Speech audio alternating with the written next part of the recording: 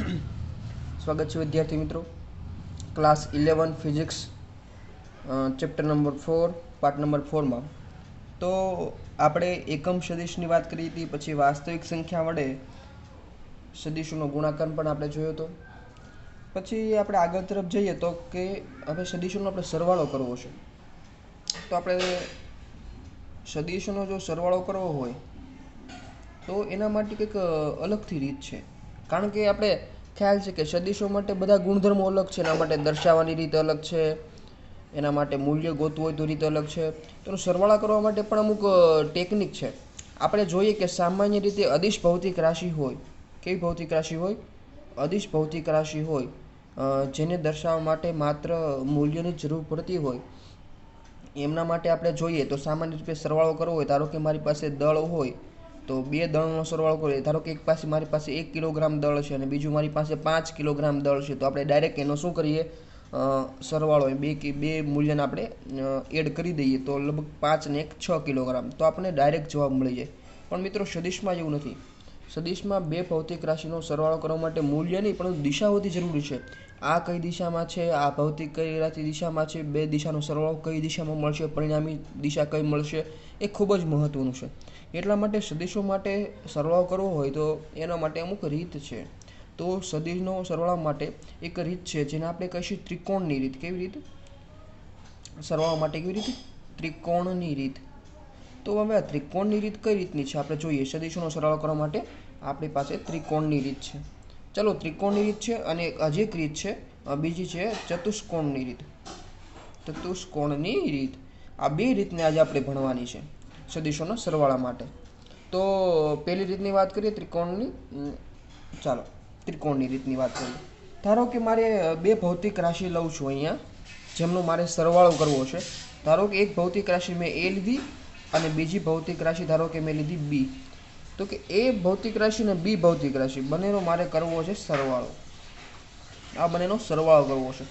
ધારો કે એ સદિશ છે, એ ધારો કે આ દિશામાં છે, આ મારી પાસે આ દિશામાં ધારો કે એ સદિશ છે, અને આવી જ રીતે બી સદિશ મારી પાસે છે, ધારો કે આ મારી પાસે બી સદિશ છે આ દિશામાં. હવે આ બે સદિશ છે એનો મારે સરવાળો કરવો છે. તો સૌપ્રથમ શું કરવાનું, તો કે મેં અહીંયા એક બિંદુ લઈ લીધું, ઓ બિંદુ, જ્યાંથી આપણે બધું ચાલુ કરવું છે. હવે ધારો કે એ સદિશ છે, એ સદિશ એને ધારો કે ઉઠાવીને આપણે અહીંયા મૂકી દઈએ, કાં આની જેવો જ આની લંબાઈનો બીજો સદિશ આપણે દોરીએ. ચાલો, એને નામ આપી દો, આ છેડાને નામ આપી દઉં મેં પી. હવે જો આની લંબાઈ અને આની લંબાઈ, આની દિશા અને આની દિશા સમાન છે, તો આને એ સદિશ કહી દઉં. ઓકે, આવી રીતે બી સદિશ છે એને ઉઠાવીને અહીંયા મૂકી દેવાનું. આવું ના કરવું હોય તો બીની સદિશની દિશા અને લંબાઈનો એ જ દિશામાં બીજો સદિશ દોરીએ. પણ ક્યાંથી શરૂ કરવાનું ધ્યાન રાખજો કે પહેલો સદિશ જે આપણે મૂક્યો હોય એના જે આ શીર્ષ છે, શીર્ષ એટલે જે આને આપણે કહીએ એને શું કહેવાય સદિશમાં? શીર્ષ કહેવાય. તો શીર્ષથી આપણે એક બીજો સદિશ મૂકીએ. ચાલો, આપણે આ બીજો સદિશ મૂકી દીધો છે. આપણે જોઈએ કે આ બીની દિશામાં જ છે ને બીની લંબાઈ જેવડો જ છે, તો આને આપણે બી કહી દઈએ. ઓકે, ચાલો, આ બિંદુને નામ આપ્યું મેં ક્યુ. આનું જે શીર્ષ છે એને મેં આપ્યું ક્યુ. હવે આપણે જ્યાંથી સ્ટાર્ટિંગ કર્યું હતું, કે સ્ટાર્ટિંગ ક્યાંથી કર્યું હતું, તો કે ઓ બિંદુથી. તો કે ઓ બિંદુથી જે છેલ્લું શીર્ષ છે ત્યાં આપણે બંનેને જોડતો એક સદિશ દોરીએ. તો આ બંનેને એક જોડતો આપણે સદિશ દોરીએ, એને આપણે કહીશું પરિણામી સદિશ આર. શું કહીશું? આ બે સદિશનો આપણે સરવાળો કરવો છે. એ બે સદિશનો સરવાળો પરિણામી સદિશ આપણને ક્યાં મળે છે? આ આર. તો આર બરાબર શું કહેવાય? તો કે આપણે સદિશનો સરવાળો કર્યો, એ સદિશ પ્લસ બી સદિશ, એ સદિશ પ્લસ બી સદિશ. તો ખાસ ધ્યાન રાખજો આપણે શું અહીં કર્યું છે. સૌપ્રથમ આપણે એ અને બી સદિશનો સરવાળો કરવો છે. તો આપણે એને સદિશને સમાંતર આપણે એક ઓબી સદિશ દોર્યો છે, અને આવી જ રીતે એ સદિશના અહીંયા જે શીર્ષ છે પીથી આપણે બીજા સદિશની પૂછ રાખી છે, શીર્ષ ઉપર બીજા સદિશની પૂછ રાખી છે, ત્યાંથી આપણે બીજો સદિશ દોર્યો છે. ઓકે, આવી રીતે ત્યારબાદ આપણે અહીંયા એ સદિશના પૂછથી ક્યુ સદિશના શીર્ષ લગીને આપણે એક સદિશ દોર્યો, જેને આપણે કહીશું પરિણામી સદિશ. પરિણામી સદિશ કયો છે? ઓ ક્યુ છે. તો કરી શકાય કે ઓ ક્યુ સદિશ ઓ ક્યુ સદિશ બરાબર શું થાય તો કે ઓપી સદિશ પ્લસ પી ક્યુ સદિશ.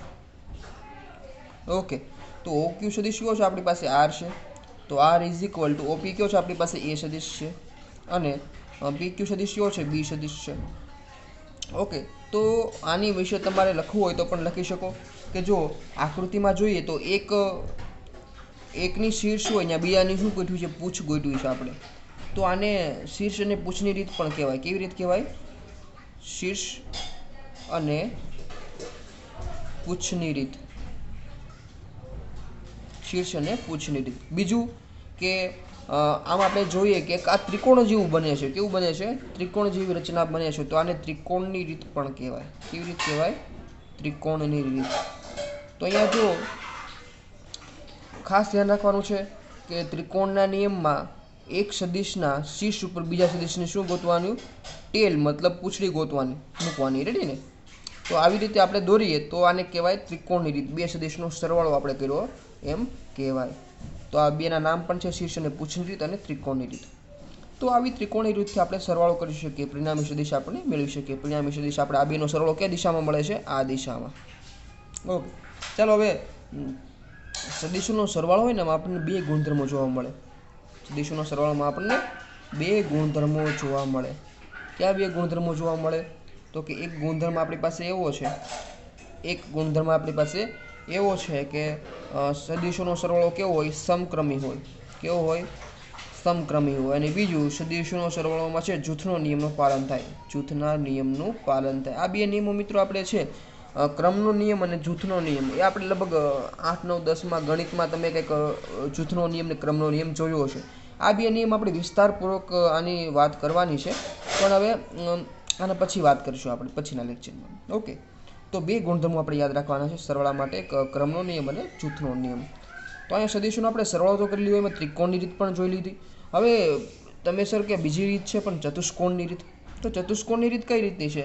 તો ચતુષ્કોણની રીત જોવી હોય તો પહેલાં આપણે શું કરવું પડે? આમાં પણ આપણે એ અને બી સદિશનો સરવાળો કરવો છે. ચતુષ્કોણની રીત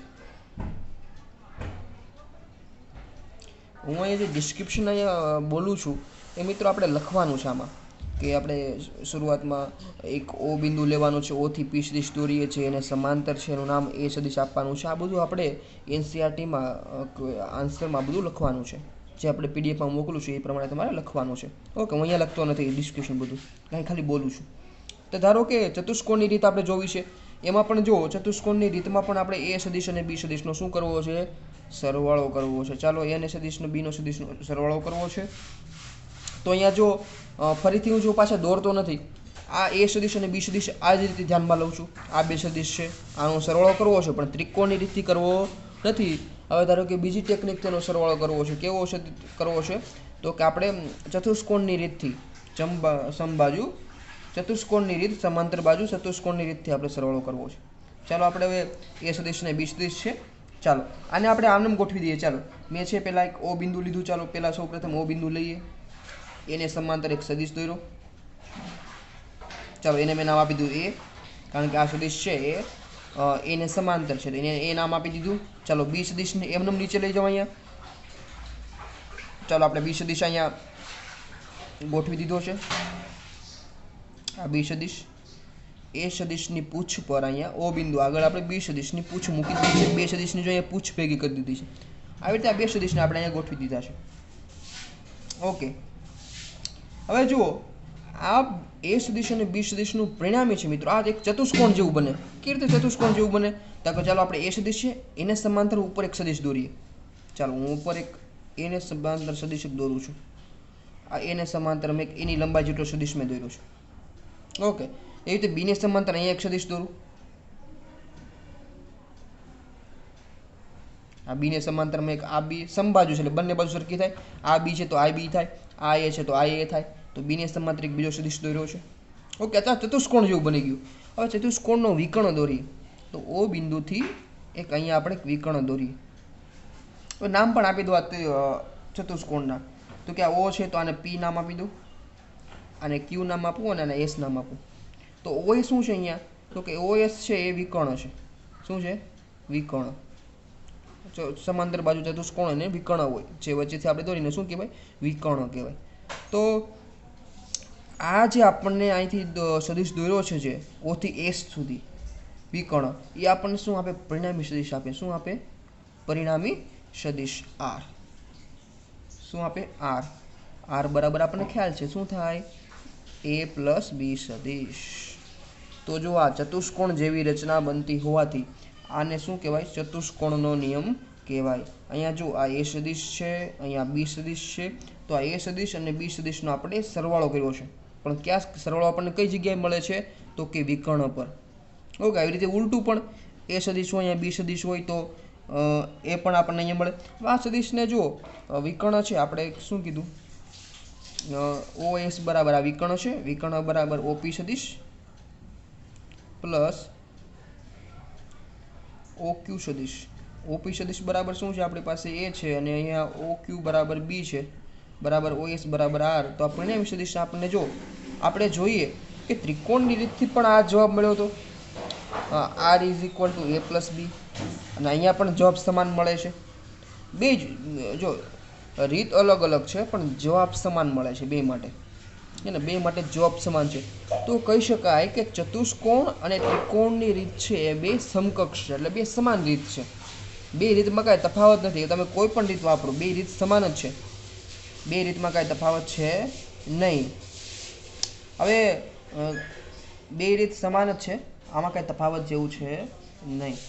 હવે જો આની આ ચતુષ્કોણ છે તેનો કે સર બેમાં તો આકૃતિમાં તો ઘણો ફરક લાગે છે, આકૃતિમાં કાંઈ ફરક છે નહીં. કઈ રીતે કહી શકાય? તો કે ચલો આની આ રીતને આપણે ત્રિકોણ પણ બનાવી શકીએ.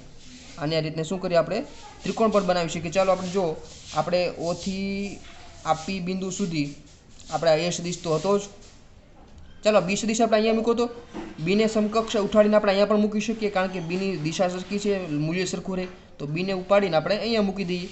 ચલો બીને ઉપાડીને આપણે અહીંયા મૂકી દીધો, આ B સદિશ. ઓકે, આ તો આપણી પાસે R તો હતો જ, R તો આપણી પાસે હતો જ. R is equal two A સદિશ પ્લસ B સદિશ, અને અહીંયા આપણે ડેશ ડેશ દોરી નાખીએ બીને સમાંતર એક સદિશ તો, અને એને સમાંતર સદિશ અહીંયા દોરી નાખી. તો પણ આ પણ ચતુષ્કોણ થઈ ગયો. જો છે તો ત્રિકોણ જ, પણ એને પણ આપણે ચતુષ્કોણ બનાવી શકીએ. તો ત્રિકોણની રીત અને ચતુષ્કોણની રીત બે કંઈ અલગ છે નહીં, બે સમાન જ છે, એક જ રીત છે એમ કહેવાય. બે એક જ રીત છે તેમ કહેવાય. ચાલો આપણે આ ત્રિકોણની રીત તો અને ચતુષ્કોણની રીત તો મળી ગઈ, પણ આના માટે એક ખાસ જોવા જેવી બાબત એ છે કે વચ્ચે જે આપણને પરિણામી સદિશ મળે છે, પરિણામી સદિશ જે મળે એનું તમે મૂલ્ય લો તો કે અહીંયા R છે ને એનું મૂલ્ય છે ને, એનું મૂલ્ય કાં તો બરાબર હોય, કાં તો કોની બરાબર હોય? તો કે A સદિશનું મૂલ્ય અને B સદિશના મૂલ્યની બરાબર હોય, કાં તો એનાથી નાનું હોય, કાં તો એનાથી નાનું હોય. ખાસ ધ્યાન રાખવાનું છે.